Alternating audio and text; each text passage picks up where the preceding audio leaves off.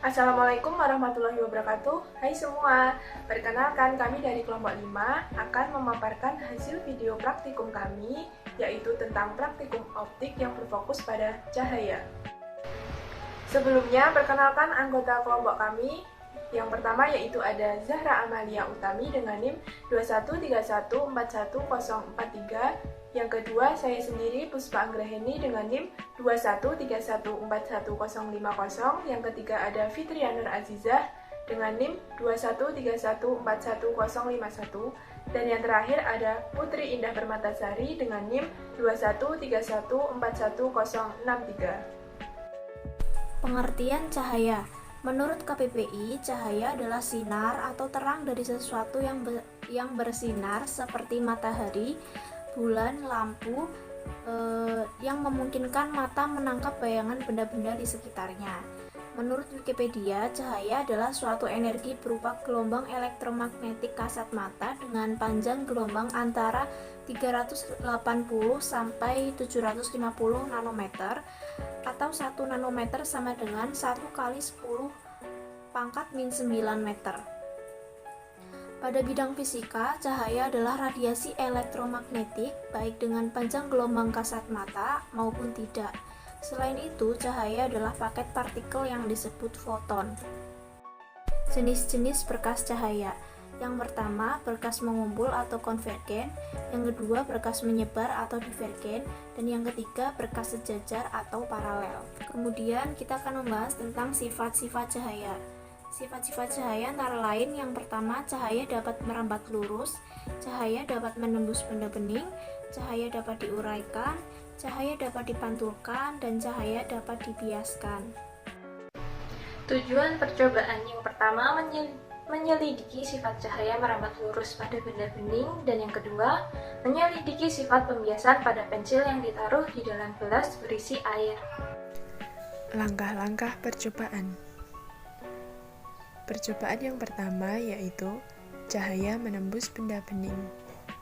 Berikutnya adalah alat dan bahan. Yang pertama kita membutuhkan kertas, yang kedua gelas dan air, dan yang terakhir senter HP. Langkah yang pertama, kita tuangkan air ke dalam gelas. Kemudian, letakkan senter pada gelas yang berisi air, arahkan senter menuju kertas. Lalu amati cahaya pada kertas. Dan ini hasilnya bisa diamati. Percobaan yang kedua yaitu pembiasan. Bahan yang kita gunakan dalam percobaan kali ini cukup simpel ya teman-teman. Hanya ada pensil dan gelas yang sudah berisi air. Pertama kita masukkan pensilnya ke dalam gelas yang sudah berisi air. Kemudian kita perhatikan.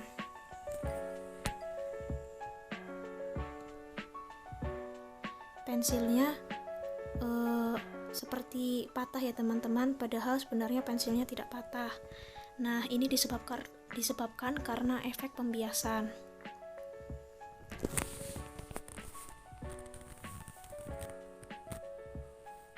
Bisa dilihat sendiri teman-teman di video tersebut, terlihat jelas pensil terlihat patah ya.